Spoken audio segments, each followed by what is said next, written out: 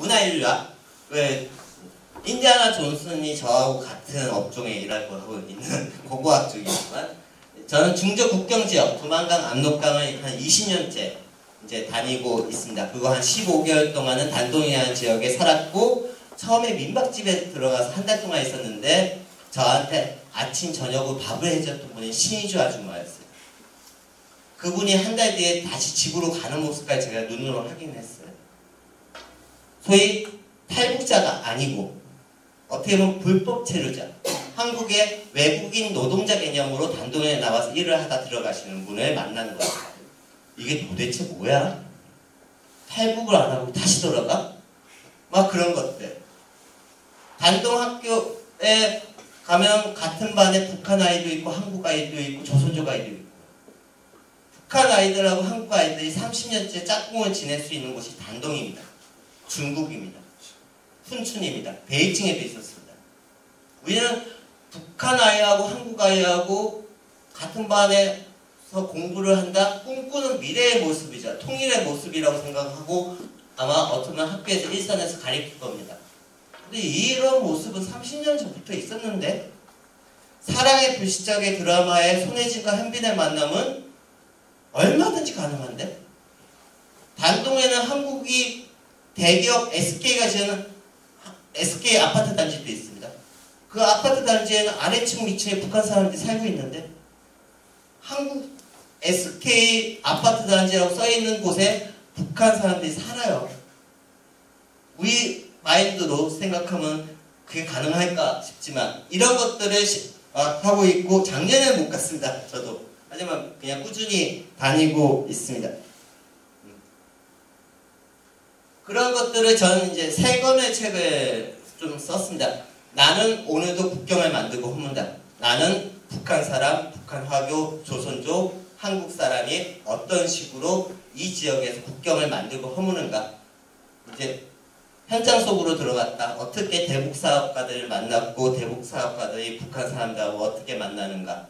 그들이 어떤 협상을 하고 어떤 루트를 통해서 아까 말씀드렸던 그런 식으로. 단동에는 한국의 음료수들이 더 싸게 팔려요. 물류가 들어갔는데. 왜냐? 한국의 대형마트 때문에요. 그럼 대형마트에서 저렴하게 사가지고 가는 게 아니고, 대형마트가 생기면 주변의 상권이 무너지죠. 편의점과 구멍가게 망하죠. 그 물건들이 땡처리 돼서 단동에 들어가면 단동에 있는 한국 사람들만 사는 게 아니고 북한 사람들이 대량으로 사가지고 평양으로 들어갑니다. 한국의 대형마트가 생기는 것이 평양의 물가에 영향을 미치고 살았다는 거죠. 20년이 넘었습니다. 왜냐? 인천하고 단동이 20년째 물류가 있으니까요. 단동 페리 일주일에 3번. 그 배는 그냥 중국으로 가는 배가 아닙니다. 한국에 물류가 들어가는 거. 평양으로 들어가고 평양에서 나온 물건들이 한국에 오는 막 그런 이야기들이 제가 2006년도 7년도 금강산하고 개성공단은 가장 활발하게 움직이는 시점이자 대북 중국 쪽도 가장 움직임이 좋았던 그 시기에 단동에 있었던 시기를 주로 담았습니다.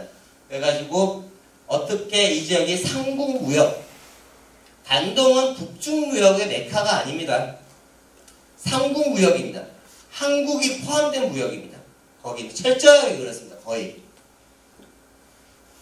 공식적인 거, 통계상, 서류상 막 그런 거 들여다보면 안 보이는 것도 있고 보이는 것도 있고, 그렇지만 여기는 아는 사람들은 몰려갔던 곳입니다. 여러분들 모른다는 가정에서 말씀드리는 거예요. 30년째. 근데 이게 잘 알려지지 않는 여러 가지 이유들이 있는데, 제가 마음이 급한데, 두 번째 책은 2016년에 나온 책입니다. 2016년이면 언제냐? 가장 암흑기잖아요. 개성공단이 문을 닫고, 저는 남북관계가 거의 거의가 아니고 웬만한 책에는 완벽하게 차단돼 막혔다, 남북교류는 중단되었다라는 이야기가 거의 기정사실화처럼 알려지는 이야기 되던 시기에 저는 이런 식의 글을 썼습니다. 시기가 제가 책을 쓴 시기가 2015년, 16년에 아까 말씀드린 것처럼 그 시기에 남북 교류가 없다라고 하던 시기, 지금도 없지만 2015년, 16년에 개성공단 빼고는 모든 남북 교류가 중단되어 있다. 통계상으로. 그래서 연구자들이 다 중단되어 있다고 말을 하는 그 시기에 저는 참 주류의 삶을 살고 있지 않는 것 같은데 오늘 붙인 물건 모레면 평양에 도착을 한다. 단동에 또 하나의 개성공단이 있다. 그 당시에는 한 2만 명이었습니다. 북한 노동자들이. 하지만 점점 늘어났어요. 지금. 그래서 5만 명까지 늘어나고 있습니다. 지금. 북한 해외 노동자들이 존재한다는 의미. 이 책에는 안 썼지만 쓰고 나서 요즘 그런 생각이 자꾸만 들어요. 파독 간부와 간호사 이야기를 참 많이 하는데 한국 사회에서. 그리고 국제시장이라는 영화를 만들었고 국제시장을 보면 파독 간부와 간호사들이 있었기 때문에 한국 경제에 어느 정도 이바지했다. 우리는 파독 간부와 간호사에 대한 팩트바 조금 약간 가장된 거 포함해서라도 긍정적으로 보고 있잖아요. 한국 경제에 미친 영향에 대해서. 그런데 그분들이 한 10년 동안 가셨거든요. 독일에 60년대, 70년대 총 인원이 2만 명 정도예요. 2만 명 정도예요. 근데 단동에 제가 말씀드렸잖아요. 2010년부터 2만 명 정도까지 올라가기 시작을 하거든요. 단동에는 10년 넘게 연인원 3만 명, 4만 명이 있습니다. 단동에만. 러시아에만 고려하지 않고요. 중동에 있는 숫자 고려하지 않고요. 훈춘에 있는 숫자 고려하지 않고 단동만 놓고 봐도 연인원 3만 명이 지난 10년 동안 있었습니다. 파독 간부는 10년 동안 총 인원이 2만 명이었습니다. 그러면 지금 북한은 국제시장이라는 영화를 몇 편을 찍을 수 있을까? 스토리가 수십 편을 찍을 수 있지 않을까요? 그러면 지금 한국 사회가 생각하는 만큼의 북한 경제가 어려울까? 저는 북한 경제가 좋다는 이야기는 안 드립니다. 하지만 저는 단언할 수가 있는 게 한국 사회가 생각하는 만큼 어렵진 않다. 왜냐? 최소한 해외 노동자만 해도 그 규모는 우리가 놓치고 있는 규모다. 통계에서 저걸 이야기하지 않고 한국의 경제 연구자들이 이야기하지 않는 숫자. 수십 편의 국제시장을 만들 수 있는, 그게 벌써 10년이 넘는데요. 북한의 해외 노동자의 역사는 20, 30년입니다. 우리는 북한 경제를 이야기할 때 그거는 완전히 빼놓고 이야기해요. 우리는 파독 간부와 간호사에 대해서 그렇게 이야기하면서 그게 어떤 의미인가를 이제 2016년에 썼고요. 단동과 북한 뉴스를 어떤 식으로 봐야 되는가 압록강에서 발 담그고 압록강과 두만강은 공유하고 있거든요. 그래서 제가 신의주에 그런 일이 벌어지면 안 되지만 홍수가 났다. 그러면 제가 배 타고 신의주 시내에 돌아다녀도 법적으로 아무런 문제가 없어요. 강이 넓어진 거니까. 강을 공유하기 때문에. 한국에도 있습니다. 그런 지역이. 원래는 한강 하구와 임진강 하구. 우리는 한강 하구에만 또 중립구역이 있다고 생각하지만 아까 말씀드린 것처럼 임진강 하구도 중립구역이 있어서 원래는 두만강과 압록강처럼 공유할 수 있는 공간인데 우리는 지레 겁먹고 거기에 이용 안 하고 있는 그런 것들을 이제 두 번째 책. 남북 만남의 디딤돌이다. 내 집단이. 북한 사람, 북한 하교, 조선족 한국 사람이 경제 인구만 따지면 이 네 집단만 따져도 90년대 중반부터 1만 명이 넘었어요. 경제 인구가. 그 사람들이 아까 제가 말씀드린 것처럼 한국의 북한 사람들 조선족을 통해서 네이버 홈쇼핑 해가지고요. 저한테 연락이 와요. 조선족이 이거 사다 달라고요. 보면 알거든요. 북한 사람이 주문했다라는 거. 요청을 했다라는 거. 그렇게 살고 있는 사람이 한두 명이 아니라는 거죠. 1만 명이 넘는다는 거죠. 기본적으로 할 수 있는 사람들이. 그런 식으로 움직였다라는 이야기를 말씀을 드리면서 이제 세 번째 책을 쓰면서 저는 숫자에 대한 고민을 자꾸만 하게 되더라고요. 어떤 숫자냐면요. 망각되는 10년. 김대중 노무현 정권 시기 아니면 김영삼 정권 시기에 어떤 식으로 초기에 대북 사업가들이 어떤 휴전선이 아닌 제3의 방식으로 그 길이 편법이 아니고 우회적인 길이 아니고 또 하나의 길로서 북한과 관련돼서 일을 해왔는지에 대해서 망각하고 있다. 점점 세월이 흐르다 보니까. 잃어버린 10년, 박근혜 이명박 정부에 우리가 자꾸만 휴전선만 보고 이야기하면서 멈춰있는 동안 또 다른 쪽에서 하고 있었거든요. 돈이 되니까. 속된 말로 죄송합니다만. 그리고 그 다음 10년은 어떨까? 아까 말씀드린 것처럼 남북 교류는 30년인데 지금 기준으로 따지면 개성공단과 금강산은 약 10년이에요. 금강산도 98년부터 2008년, 개성공단도 2004년, 5년부터 16년 중간에 또 멈췄었고요. 개성공단, 금강산 진짜 중요합니다. 그럼 그 중요한 만큼 우리도 30년 좀 주목해야 되지 않을까? 개성공단에 125개 한국 회사가 들어가 있었는데 통계로만 잡히는 남북 경력업체, 제가 지금 계속 말씀드리는 제3의 방식 중국을 통해서 했던 회사가 통계로만 잡힌 게 1000개 회사입니다. 한두 회사가 아니고요. 125개 업체가 아니고 1000개 회사입니다. 저 통계는요, 안 잡히는 업체도 있어요. 왜냐? 저건 거의 통일부 통계거든요. 그 보상과 관련된 통계였기 때문에 중국의 법인을 두고 중국 회사인 것처럼이 아니라 중국 회사로 만들어서 움직인 케이스는 저기에 또 안 들어가요. 통계는 늘 많습니다. 적지가 않고요. 그러면 규모나 등등 막 따져보면 만만치 않은데 최소한 역사는 더 오래됐는데 저 역사를 알아야 되는데 지금 20대, 30대들이 저 역사를 모른다는 거예요. 90년대, 2000년대 압록강, 두만강에 가셨던 사업가분들은 눈이 보이는 게 있었던 것 같아요. 제가 보기에는. 왜냐? 제 생각에는 예전에 부산에서 일본하고 밀수도 하고 편법으로 어떻게 하고 막 그런 것을 하시던 분들이 단동에 또 가신 거예요. 그러니까 거기도 그게 보였던 것 같아요. 그런데 지금 예전에 어떻게 했다, 어떻게 사업을 해야 된다, 북한 사람들 만나면 어떻게 이야기해야 된다 등을 전혀 안 가르쳐주고 있고 만남의 준비를 안 하고 있는 상황에서 20, 30대가 압록강에 가면 그게 안 보일 것 같아요. 사업가로서. 그런 것들. 저는 지금 가장 남쪽의 문제가 만나자고만 할 게 아니고 만남의 준비를 해야 된다. 지금도 얼마든지 저쪽하고 라인 만들어서 사업하고 이렇게까지 이야기하면 제가 사기치는지 모르겠지만 사업 준비할 수 있습니다. 요이 땅이라고 하나요? 딱 좋아지는 상황이면 바로 시작하자. 그런데 휴전선만 보고 있으니까 그게 안 보이거든요. 할 수가 없거든요. 우리는 2, 3가족, 며칠 전에 통일부 장관이 또 이야기하고 계속 이야기하는 게 2, 3가족 만나야 된다, 영상해야 된다, 서신 교환도 해야 된다. 막 그런 이야기예요. 처음으로. 아니, 한 번도 2, 3가족이 편지 교환을 안 한 것처럼 이야기합니다.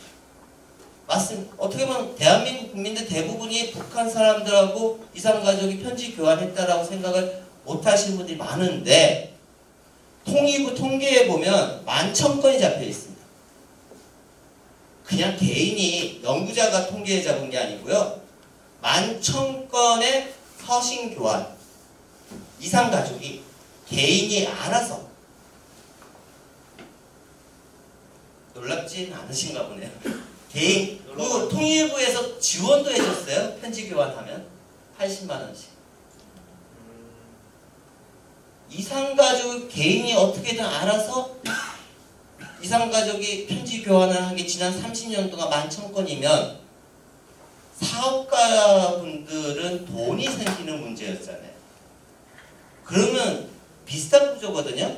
편지 교환하는 구조가 중국을 통해서 아실만한 분들은 아셨고 그 길에서 돈도 많이 버셨고 북한 사람들하고 사업을 하면 망한다, 사기당한다라고 이야기하는데 듣다 보면 북한 사람이 사기치는 경우도 있어요. 제가 확인한. 근데 제가 보기엔 한국 사람이 한국 사람한테 사기치는 경우가 많거든요. 한국 사람한테 사기 쳐놓고 나도 당했다라고 이야기하는 거죠. 그러면 잡으러 가자, 북한 사람. 이미 평양 가고 없다. 그 한마디면 끝이기 때문에 사기를 마녀사냥처럼 되는 경우가 옆에 자꾸 세는데, 서신교환을 11,000건 했다라고 하면 지금 탈북자들도 송금하고 있고요. 탈북자 가족들이 지금 전화통화를 해요. 직접. 예전에는 3자로 통화를 했는데 중국을 통해서, 지금은 해산 쪽이라든가 막 그런 도시에서 직통으로 전화통화하는 사회. 그렇다라고 하면 상상력을 좀 키우면 뭐가 보이는데, 사업만이 아니고 인적 교류든 민간 교류든 남북의 교류가 상상력을 키우면 뭐가 보이는데, 휴전선만 보고 있으면 안 보인다는 거죠. 방북이 4,000건이었습니다. 금강산과 평양에서 만난 케이스가 한 22차례에 4,000건인데, 중국에서 북한 가족을 데리고 나와서 만난 케이스가 1,700건이에요. 통계로 잡힌. 대표적인 게 현미 가수죠. MBC에서 그 다큐멘터리에도 나왔습니다. 그 케이스가 한두 건만 있었다는 게 아니고 1,700건이라는 거죠. 네. 돈이 안 되는 것도 저렇게 했는데, 돈이 된다라고 했으면 얼마나 많은 사람들이 저기서 했는데 잘 이야기 안 하시죠. 왜냐, 알려지면 화요일 나눠 먹어야 되잖아요. 그런 게 1차적이고 있고 많은 것들이 있습니다. 2005년을 기준으로 개성공단과 금강산을 빼고 금강산, 개성공단 휴전선으로 왔다 갔다 하는 케이스가 4만 건으로 잡혀 있거든요, 통계에. 근데 제가 통일부 통계에 없는데 더하기 빼기 막 해보니까 그 당시에 압록강, 두만강, 아니면 베이징, 아까 지도에 보여드렸던 그 루트로 해서 평양에 간 케이스가 4만 3천 건, 6천 건 정도 잡혀요. 한 해. 통일부 통계에 없지만 거의 한 30만 명의 사람이 평양에 간 걸로 제가 추산이 되거든요. 한국 사람이요? 예. 통일부 통계를 더하기 빼기 해보면요. 통일부 통계에 그게 없어요. 그럼 그 30만은 선생님 같은 NGO 단체. NGO 단체만, NGO 어떤 분은 100회 이상 가신 분들 몇 분 계시죠? 그런 분들 빼고 대부분 대북 사업가들이 갔다라는 거죠. 그래서 1000개의 업체죠. 최소. 제가 인류학자지만 지금 통계를 이야기하고 있습니다. 통일부 통계에 나와 있는 통계를 말씀드려요. 이게 46,000건 통일부 통계에 없어요. 통일부에 있는 통계를 제가 여러 가지 통계를 더하기 빼기 해보니까 그렇게 나와요. 왜냐? 주목을 안 하거든요. 그래서 저 통계를 안 잡아놨어요. 뭐 책에는 이런 식으로 어디까지 기록할 수 있는가? 연구자로서 이 기록의 범위가 참 애매합니다. 그렇지만 그런 것들 인류학자의, 제가 73년생인데요. 40대로서 아니면 그 당시 2000년대에 어떤 식으로 연구를 해왔다. 분단의 벽을 넘는 길은 하나인가? 휴전선만인가? 이게 소제목들이거든요. 희망과 개발 감론만 넘쳐나고 2018년에 가을이면 평양 가서 냉면 먹을 거라는 꿈을 키워줬잖아요. 그 꿈을 거품이 빠져있다라는 거. 만남의 준비가 안 되어 있다라는 거. 저는 2년 전인가요? 한국의 월드컵 대표팀이 평양 갔다 와서 인터뷰를 하는 장면을 보고 평화 교육이 한 10년을 후퇴했다라고 느껴졌어요. 갔다 온 친구들이, 축구 선수들이 도청을 당했다, 호텔 밖에도 나가지 않았다, 그 이야기에 송민부터 다 했거든요. 종편에서 그걸 끊임없이 틀어줬거든요. 북한을 이상한 나라로 만들었거든요. 통일부가 그 축구 선수들 보내기 전에 사전교육 10분만 했어도 그런 문제 안 나오죠. 예전에도 그랬잖아요. 평양에 가면 호텔밖에 못 나왔거든요. 아직까지는 그렇다라는 것을 인지시켜 준 것과 그냥 무방비로 보낸 거. 그리고 북한 선수들이요, 워커힐 호텔에 오면 그래도 북한은 출입문만 막으면 되지만 저희는 워커힐 2중, 3중을 막아야 돼요. 태극기 부대도 있고 왜 많은 부대들이 어떻게 튈지 모르기 때문에 층간을 오갈 수가 없어요. 예. 그런데 월드컵 선수들한테 그런 사전교육도 안 시켜서 평양을 보냈다. 지금의 20대들 북한 사람들 만나면 어떨까? 100점 100패. 북한 사람은 나를 아는데 나는 저쪽을 모르거든요. 저 같은 경우도 인터넷 검색하면 다 나오잖아요. 웬만한 사람들. 최소한. 근데 저희는 북한 사람이 누군지 잘 몰라요. 저는 지금 잃어버린 10년이 너무나 안타깝다라는 거예요. 지금 한국 사회 구성원 중에서 30대 초중반은 북한 사람을 만나본 경험이 거의 없다는 거. 벌써 세월이. 그러면 만남의 준비를 해야 되는데 무조건 만나자고만 이야기해요. 만나면 좋을까요? 저는 피천덕의 인연이 자꾸만 생각이 납니다. 세 번째 만남. 안 만났으면 좋았을걸. 이러면 안 되죠. 통계. 북한보다 있다. 끊어지지 않고 이어져 온 문제. 최소한 한중 수교가 1992년에 있었다. 1992년 전부터 중국에 한국 사람이 들어갔다. 그러면 1992년 한중 수교 전후부터 지금까지 한 번은 끊어지 휴전선은 가다 서다를 반복했지만 이 길은 계속 이어지고 있다. 마주친다. 앞으로 어떻게 될 것인가? 중조 국경 지역에서 미래를 말한다. 지금은 상황이 많이 바뀌었거든요. 북한하고 상대할 게 아니고 중국하고 상대를 해야 되는 상황에서. 예전에는 그냥 저희가 들어가면 북한 사람들, 공장들 그냥 우리 거 받아줬다라고 하면 지금은 냉정하게 이야기하면 중국 업체하고 가격 경쟁을 붙어야 되는 상황. 그만큼 잃어버린 10년의 대가가 너무나 크다라는 거. 제가 이 지역을 주로 맨날 다니고 있습니다. 백두산은 올라가는 코스가 한 4코스가 있는데 북파 쪽에서 올라갔고 새벽 3시에 올라가서 일출을 봤습니다. 저는 한국 사람들 중에서 백두산을 가신 분들은 많지만 일출을 보신 분들은 몇 분 안 계십니다. 예, 비싸요. 그리고 시간대가 맞아야 되고 3시 정도에 올라갔는데 20번 만에 처음으로 일출을 본 케이스가 자랑 삼아 올린 거고요. 죄송합니다. 이게 제가 지금 계속 말씀드렸던 압록강, 단동, 신의주. 단동과 신의주 사람들은 압록강 물안개 그리고 해와 달만을 공유하지 않는다. 한국 사람이 포함된 그들은 압록강에서 삶을 공유하고 있다. 라는 이야기를 박사 논문에 이제 썼던 거고 이 내용이 주로 첫 번째 책 나는 오늘도 국경을 만들고 혼문다에 있고요. 여기가 위화도입니다. 이게 책의 소제목들인데요. 책을 그냥 사진을 주로 보여드리겠습니다. 길거리에서 북한 사람이 북한 화교와 조선족이 장기 두고 있고요. 제가 사진 찍고 나서 가서 옆에 훈수를 두고 했습니다.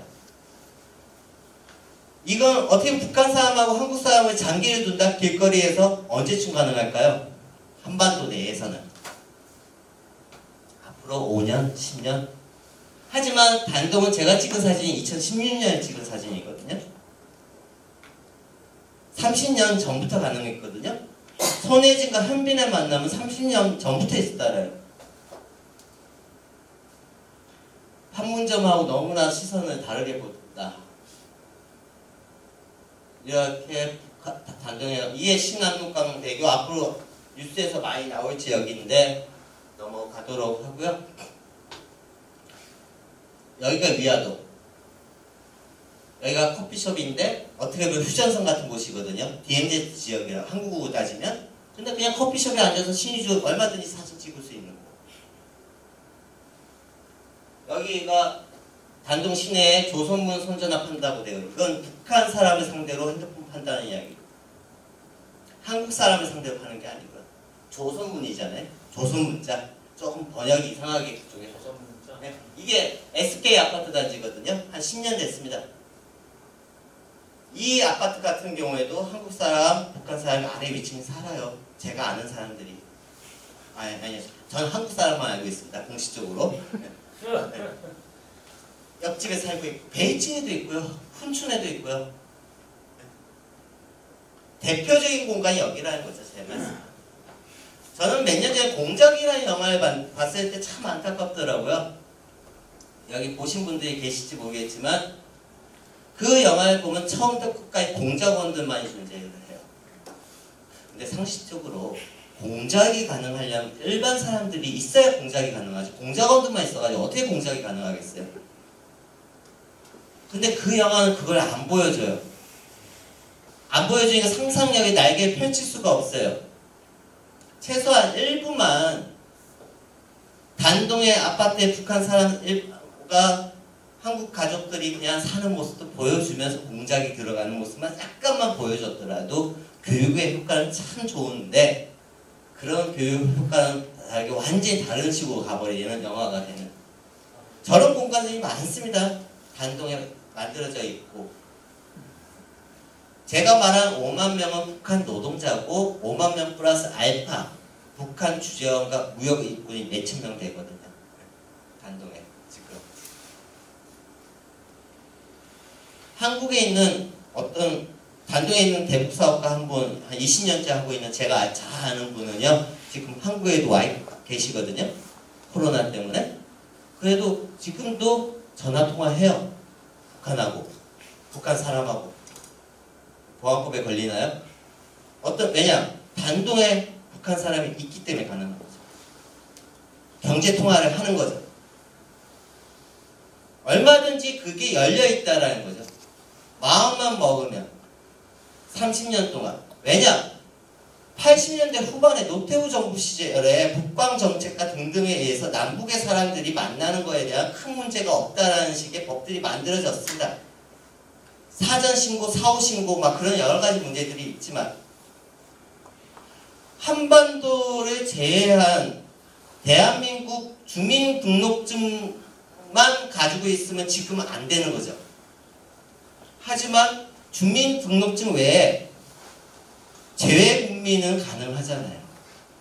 재외동포는 또 미국 시민권인가요? 영주권, 아니 시민권을 가지고 있는 분은 못 들어가고 그 케이스가 신은미 선생이죠. 영주권을 가지고 있는 케이스는 들어가죠. 그분이 진철규 선생님이 거기에 해당이 돼요.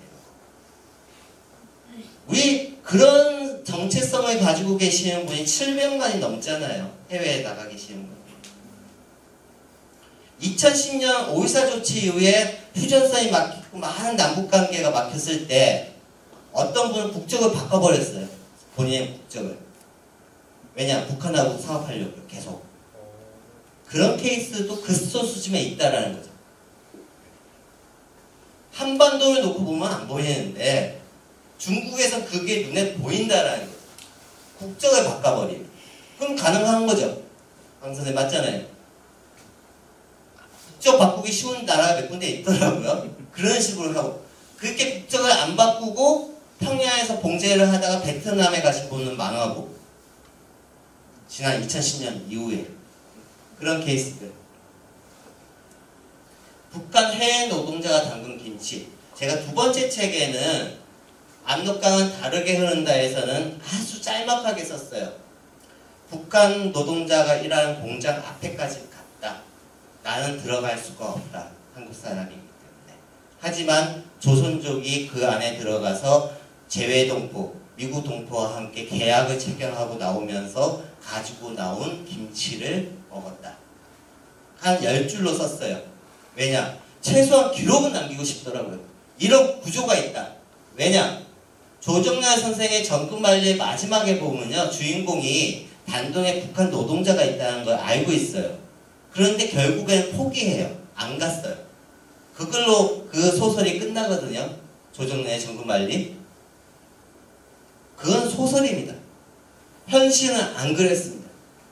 그 2010년 이후에도 중국에 나와 있는 북한 노동자들을 합법적으로 쓸 수 있는 방법들이 존재했거든요. 서류상으로. 갔습니다. 대북 사업가들이 단동에. 그 공장 중에 하나였거든요. 근데 두 번째 책에는 저도 많이 쓸 수가 없어요. 왜냐? 박근혜 정부 하에서 저도 조금 조심했고요. 근데 세 번째 책에서는 이 부분을 다시 썼거든요. 그래서 한 2장인가 3장이 나오더라고요. 사실은 나 들어갔다. 들어가서 북한 노동자들이 밥 먹으러 가는 동안 나는 공장을 갔고, 그들이 밥 먹고 공장 올라갔을 때 나는 식당에 가서 밥을 먹었다.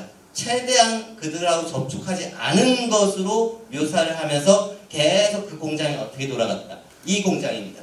두 번째 책에는 담지는 못했지만 세 번째 책에는 있습니다. 이 공장의 식당들이거든요. 이 공장에 한국 사람이 상주했어요. 중간 업자가.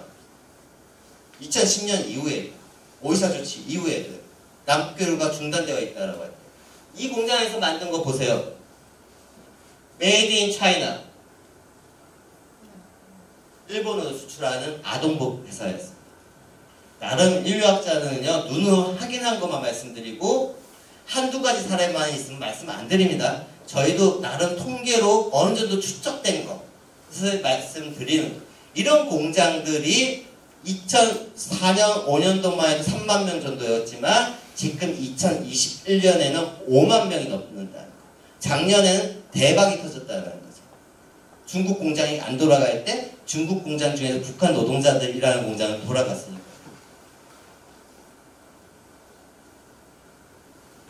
언제까지 상상을 해야 될까? 한국 사회는 무엇을 계획하고 있는가? 준비하고 있는가? 예전에 그냥 4년에 갔을 때 성양에 있는 북한 식당. 성양공항, 심양공항에 가면 시간대가 맞으면요, 비행기 물건 이제 배낭 찾는 곳이잖아요. 옆에 북한 사람들이 서 있어요. 평양에서 오는 비행기가 같이, 여기 잘 안 보이시겠지만 비행기가 김포에서, 인천에서 출발했고 평양에서 도착했다, 평양에서 출발했다고 써 있거든요. 얼마나 일상적으로 이 구조가 30년째인데요. 노태우 정부가 만들어낸 구조예요, 이 구조가. 그 구조를 김대중 대통령께서 키웠고요. 김대중 대통령이 힘들었던 90년대 초창기 힘들었던 시기입니다. 남북관계가. 김대중 대통령께서 한마디 했다라고 전세현 장관님께서가 쓰셨어요. 힘들면 돌아가라. 휴전선, 그건 제가 풀어서 해석을 하면 휴전선이 힘들면 삼국을 통해서 하라는 이야기였어요. 김대중 대통령께서. 김대중 대통령 그 길을 더 활성화시켜줬어요. 민간인들이 움직이게 해줬어요. 민간 업체들, 대북 사업가들이 움직이게 해줬어요. 그래서 1000개의 업체들이 만들어진 씨앗이 노태우 정부가 씨앗만 뿌렸고 김대중 대통령에서 활짝 피웠던 거고 노무현 대통령 때까지 갔던 거고 베이징 공항에 가면 서울에서도 오고 제주도에서 오고 평양에서 오고 2017년 12월에 찍었습니다. 저 사진은. 베이징 공항에 대한항공과 고려항공이 같이 서 있습니다. 2017년 12월이면 평창올림픽이 열리기 전, 남북관계가 좋아지기 전, 가장 전쟁이 날 것 같고 남북관계가 문재인 대통령 하지만 안 좋다고 했던 그 시기입니다. 그 시기에도 고려항공과 대한항공이 베이징에 같이 있다. 저기에 사람들이 내립니다. 내리면 베이징에서 다 흩어지죠. 흩어지면 호텔에 우연히 스치죠? 우연히 만나죠? 전 책에다가 소설처럼 썼습니다. 북한 사람이 태워주는 자가용을 탔다. 팝송이 흐른다. 뭐 등등. 이건 소설이라고밖에 말할 수 없다라고 써놨습니다. 제가 경험한 건 2017년 12월. 저 같은 사람도 경험을 하는데요. 물론 저는 술상무 역할을 많이 해서 조금 더 깊숙이 들어가 있는지는 모르겠지만 그 돈 앞에서는 되게 상상력이 풍부해지시던데 단동에 있는 북한 사람들 모습들입니다. 공장에 체육대회 하는 모습들. 노동자들. 18년에 4월 며칠 날 명절이죠, 북한. 그때 한복을 입고 있는 쉬는 날이죠. 북한 노동자가 단동에서 인형을 고르고 있는 모습. 저는 저 사진을 찍으면서 그런 생각을 했습니다. 저 사진을 한국 사회에서 보여줄 때 어떤 반응이 올까? 어디 힘들고 어려운데 북한 사람이 인형을 사. 저건 조작된 거야. 라고 하는 사람이 많을까? 뭐 북한 사람도 얼마든지 인형을 살 수 있지. 라고 생각하는 사람들이 많을까? 연구자는 늘 고민이 되는 한국 사회 지형. 늘 방 선생님께서도 늘 고민하시는 거겠지만 70년대 자화상 20대 30대 저는 지금 아까 30대 초중반까지는 만남의 경험이 없다라고 하는데 저는 지금 20대들이 서로 만나면 참 어떤 그림을 저는 그리게 되는 게 그 그림이 안 나타나야겠지만 저는 그런 생각이 들어요. 자꾸 아마 20대가 서로 만나면 어떨까? 남북이 지금 당장 내일 한국의 20대는 북한의 20대를 보면서 너희도 얼마나 힘드니? 고난의 힘든 시기에 얼마나 힘들고 배고팠니? 라고 쳐다볼 것 같고 말은 안 하더라도 최소한 눈빛이 익혀질 것 같아요. 그럼 북한 20대는 쟤가 왜 저런 표정을 짓는 거지? 나 고난의 경험한 적이 없는데 맞아. 책에서는 배웠는데 왜냐 지금 20대 고난의 행군이 벌써 1990년대 중반입니다. 25년 됐습니다. 그러면 지금 북한의 20대들은 최소한 고난의 행군을 경험하지 않았고 최소한 간접 경험했습니다. 그리고 우리가 지금 당장에 만날 북한 20대들은 엘리트를 만나겠죠. 저 환경부터 저쪽에 있는 이렇게 이야기하면 또 지역색인가요? 하여튼 그런 쪽에 조금 산골에 있는 친구 만나지는 않을 거잖아요. 평양의 엘리트를 만날 건데 그 친구들은 고난의 행군 모릅니다. 왜냐? 세월이 흘렀습니다. 고난의 행군 벌써 25년 전입니다. 제가 북한이 잘 산다는 이야기가 아니고요. 근데 우리는 세월을 너무 건너뛰고 있다라는 거. 압축해서 살고 있다라는 거. 망각하고 있다라는 거. 고난의 행군이 벌써 20년 전이라는 것도 까먹고 있다라는 거. 전혀 만남의 준비가 안 되어 있고 이 교육을 하고 있는지 학생들한테 북한의 20대들은 고난의 행군을 경험하지 않은 세대다라고 평화교육을 하고 있는지 쉽지 않은 사회 평화와 지뢰가 공존하는 한국 사회에서 5년의 모습 단동에 2005년에 찍은 식당하고 막 그런 데 가면 인공기와 태극기하고 오성기가 같이 붙어져 있어요. 삼국이 공존하는 곳이면 18년에도 있고 나름 세월이 흐르다 보니까 2005년에도 찍은 사진이 있고 2018년에도 찍은 사진을 보여드릴 수가 있습니다. 송도원 2004년에 제가 처음 갔을 때 찍었던 식당인데 이 식당은 매년 망했다라고 한국 기사에 나왔던 식당이에요. 북한에 무슨 일만 터지면 며칠 뒤에 망했다. 대표적인 식당이에요. 근데 2019년에도 찍었는데 안 망했거든요. 여러분 한번 제 말 못 믿으시면 나중에 인터넷 검색을 해보세요. 송도원 북한 식당 폐쇄 대국제재의 영향 매년 나오는 식당이 대표적으로. 그러면 여러분들이 그동안 들었던 북한 이야기 북한 뉴스 지금 북한에 코로나가 있는지도 없는지도 모르면서 뭔 북한의 이야기 하는지에 대한 이야기예요. 제가 말이 좀 가격해지네. 2007년에 북한 사람들이 남자들이 걸어가는 모습들이고요. 2018년에 여자들이 걸어가고 있는 모습이에요.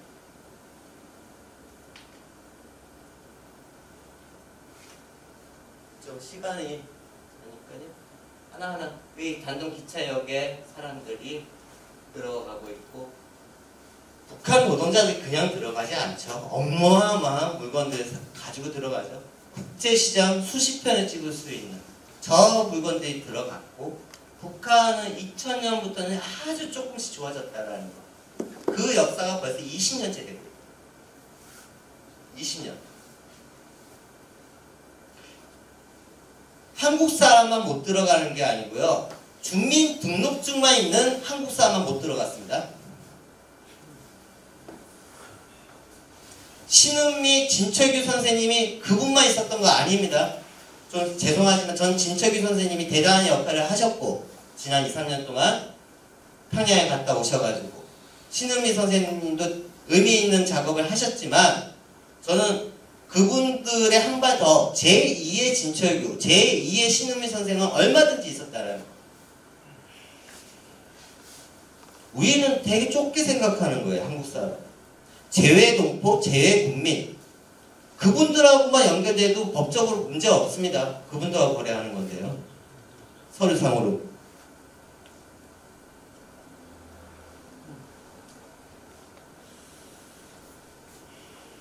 (2007년에) 찍은 사진입니다. 제가 단동에 15개월 동안 있을 때 보이시나요? 이 삼각형 안에 서울, 중국, 평양 친절하고 정확하게 이 택배 회사입니다. 단동에 있는 택배 회사. 2007년입니다. 2007년이면 한 5년 전인가요? 아니잖아요. 15년 전이잖아요. 2007년에 제가 사진을 찍었다라고 하면 그 전부터 이런 구조는 있었다라는 거죠. 이 구조, 이 택배 회사에 이용하지 않더라도 인편이든 어떤 식으로 방식이든 구조가 있기 때문에 이산가족이 서신 교환을 11,000건, 중국에서 이산가족의 만남이 2,000건. 우리는 동서독만 했다고 이야기해요. 학자들이. 맨날 이야기하는 동서독의 통일하고 남북의 통일을 비교를 하면 그들은 서신 교환을 했다. 우리는 안 했다라는 전제를 깔고 이야기해버려요. 근데 통일부 통계에 보면 그게 있는데 돈도 받았고 저런 구조, 그게 서신 교환만 있었던 게 아니고 이 구조 속에서 대북 사업가들이 최소 1,000개 업체가 개성공단 125개 업체가 아닌 빼고도 1,000개 회사, 통계에만 잡혀있는 것만 해도 최소 1,000개의 회사가 이 구조 속에서 대우부터 시작을 해서 90년대 있었고 NGO 활동도 이 식으로 했고요. 단동물도에서 옥수수가 신의주로 들어가고 평양으로도 들어가고 베이징으로도 들어가고 이 물류잖아요.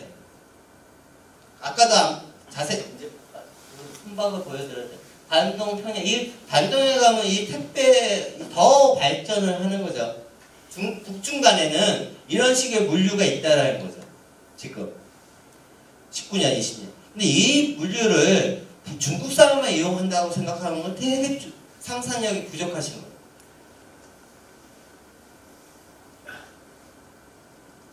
단가도 나와 있는 거예요. 1kg에 200원인가 한국 돈으로 그렇습니다. 단동에서 평양 간 물건 보내는. 백두산 이야기도 드리고 싶은데 참 백두산도 잘못 알고 있는 경우가 많거든요. 중국 쪽에서 북파, 서파, 남파 쪽으로 올라가는데 남파가 북한하고 가장 가까이 있습니다. 가까이가 가장이 아니고 그냥 북한하고 붙어있는 곳인데 이 남파는 자주 안 열려요. 그래서 남파에 가신 한국분들이 별로 없는데 지난 10년 동안 닫혀 있었는데 2008년에 제가 올라갔을 때 저 빨래줄이 하나 있더라고요. 뭔가 봤더니 저게 북중 국경이에요. 저 빨래줄도 없는데도 많습니다. 압록강 800km, 두만강 500km래. 그럼 빨래줄로 국경이 되어 있으면 그 지역 사람들은 어떻게 살까? 없는데도 많고. 그러니까 강 건너편에 숟가락과 젓가락이 몇 개인지 알고 지낸다.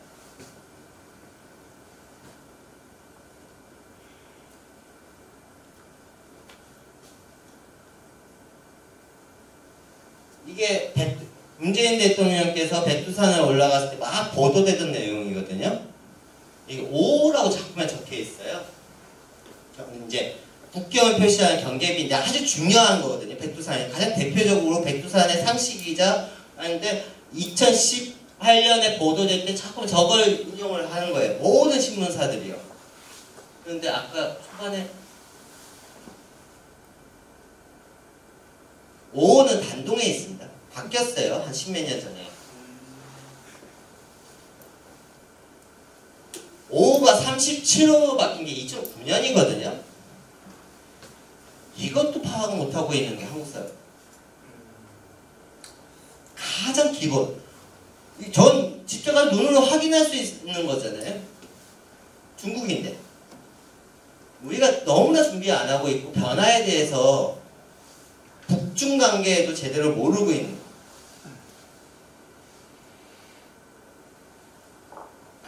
2018년에 제가 아시는, 제 친자는 아니지만 신부님께서 저하고 같이 가자, 신도들하고 같이 한번 안내를 해달라고 갔을 때입니다.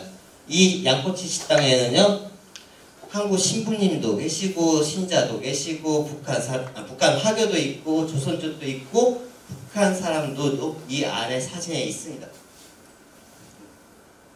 2018년 8월이면 우리가 평양에 가서 냉면 먹자고 막 꿈꾸던 그 좋은 시기, 결국에 못 갔지만 같은 동시대에 거기 가서는 저렇게 하고 있고요. 이 북한으로 보낸 택배 회사 상자들, 인천 단동 페리가 98년에 취항을 합니다. 단동으로. 인천에서. 그래서 제가 98년부터 최소한 단동은 삼국의 무역의 메카가 됐다. 그리고 청계 회사는 인천 남포로 오고 가는 물류는 있었지만 그렇게 자주 왔다 갔다 하지 않았습니다. 전기선도 아니었고요. 그래서 대부분 이 배가 가장 중추적인 역할을 했어요. 인천 단동으로 통하는 단동 페리.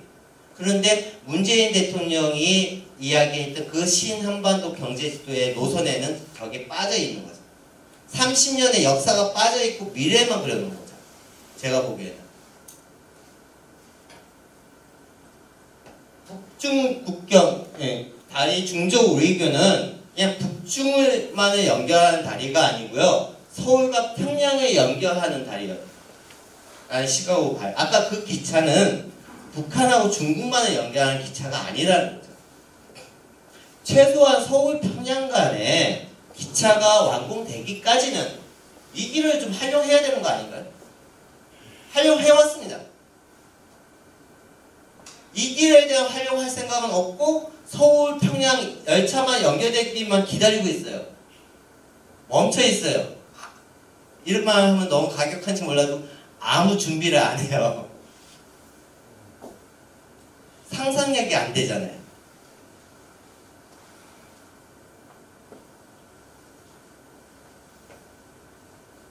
윤동주 생각 뭐 이런 이야기. 딱 하나만 더 보여드리겠습니다. 사진 몇 장만. 2004년에 저쪽을 보면 거의 단층입니다. 거의 같은 위치에서 찍지는 못했어요. 저도 의식이 없어. 그래서 거의 같은 지역을 제가 찍은 거거든요. 조금씩 변화하기. 7년. 이게 왜? 거기서부터 다시 시작을 해요. 사진으로 보는 게 더 낫겠네요. 저는 이것만 보여드리고 뒤에 더 있지만 이것만 보여드리겠습니다. 제가 넘길 수 있나요? 네, 넘길 수 있어요. 이게 더 이게 6년, 7년 가면서 13년, 14년, 15년 막 그 정도 위치. 평양이면? 신의주의 모습들. 18년, 19년 이렇게 변하기 시작을 하거든요. 한 15년 동안 어떻게 보면 제가 이제 단동을 갔던 그 15년 동안 매년 찍었던 신의주의 좀 그냥 보시면 모습들입니다. 15년 동안 이런 식으로 변했습니다.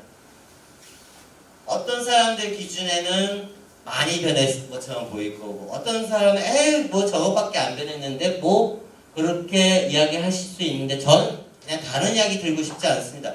북한이 잘 산다 못 산다 그 이야기가 아니고요. 한국 사회가 대북 제재라는 단어와 유엔 제재라는 단어를 듣기 시작하고 본격적으로 듣기 시작하는 게 2006년부터입니다. 북한 핵실험 1차. 그때부터 저희는 끊임없이 매년 2, 3년마다 한 번씩 잊혀질만 하면 대북 제재 강화됐다. 유엔 대북 제재 강화됐다. 남북 교류 중단됐다. 북한은 경제가 어려워질 것이다. 북한은 붕괴될 것이다. 대북 제재는 또 한 번 업그레이드 됐다. 강화됐다. 강화됐다. 그 이야기를 15년째 듣고 있습니다. 지금. 그 15년 동안 들으면서 활발하게 활동했던 대북 사업이라든가는 개성공단은 문을 닫고, 한쪽에서 하고 있었던 것도 오이사 조치 때문에 못하는 게 아니고 단가가 안 맞아서 안 하고 있는 것들이 참 많거든요. 중간에 북한이 끼어들 수밖에 없는 구조. 2010년에 조개구이집이 막 유행을 하다가 어느 순간 확 없어졌어요. 그게 입맛이 없어진 게 아니고 오이사 조치 때문에 없어진 거거든요. 오이사 조치 이전엔 조기가 엄청나게 싸게 들어오다가 오이사 조치 때문에 바지락이 4배가 올라서 들어왔어요. 북한께. 안 들어온 게 아니고 4배가 올라서 들어왔거든요. 그러다 보니 조개구이집이 없어진 건데, 제가 말씀드리고 싶은 거는 휴전선은 지난 15년 동안 점점 가다서다를 멈추는 게 더 길어지고 멈춰있는 동안 또 제3의 길도 활성화됐지만 2010년 이후에 사실은 어느 정도 또 감소된 건 맞고요. 하지만 끊어지진 않았습니다. 제가 말씀드리고 싶어요. 그 15년 동안 신의주는 저렇게 변했다. 저 신의주의 변화는 그냥 신의주의 변화, 내국만의 변화가 아닙니다. 중국의 영향도 있고요. 한국 사업가들의 영향도 있는 거고요. 제3국의 무역을 통해서 번 돈도 있는 것이고요. 2010년 이후에도. 북한이 저렇게 15년 동안 변하고 있는 동안 우리는 어떤 한국 사회에서 살았는가? 대북 제재가 강화되고 있다는 이야기. 휴전선만 바라보고 제3의 방식을 90년대, 2000년대 힘들게 많은 사람들, 1000개 업체 이상의 회사들이 각자의 각계 전투로든 어떻든 만들었던 매뉴얼들, 노하우들 각자 소장만 하고 계시지 그게 전수가 안 되는 잃어버린 10년을 살고 있는 이 시점이 아닌가에 대한 고민들을 하고 있습니다.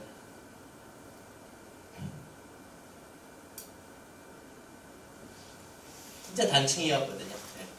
그랬을 경우에 너무 두서없는 이야기들을 계속 이야기했는데요. 제가 초점을 약간 경제 쪽에 좀 많이 오늘 맞추려고 노력을 했는데 많이 부족했던 것 같습니다. 원래는 이제 문화인류학을 하다 보니까 사람들의 관계라든가 북한 사람들하고 한국 사람들이 어떻게 만난다라든가 그 관계 맺음을 통해서 한다. 그러니까 민간 교류 중에서 경제만 있었던 건 아닌데 오늘은 좀 경제 이야기에 제가 알고 있는 거의 일부분을 이제 말씀을 드렸던 것 같습니다. 네, 여기서 마치겠습니다.